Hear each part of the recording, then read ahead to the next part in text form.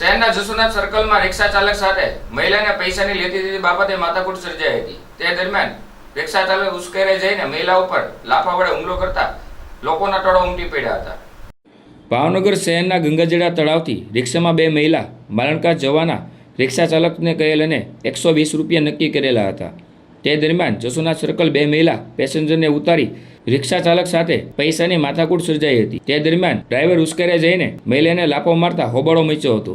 બાદમાં પોલીસને જાણ થતાં પોલીસ આવીને વધુ તપાસ હાથ ધરી હતી। શું સાચું અને શું ખોટું, પરંતુ રિક્ષા ચાલકે મહિલાના પાકીટ પણ લઈ લીધું હતું એવા આક્ષેપો કરવામાં આવ્યા હતા। જોવાનું એ રહ્યું કે ભરચક એવા એરિયામાં મહિલા ઉપર હાથ ઉપાડી અને કાનમાંથી લોહી પણ નીકળી ગયું હતું।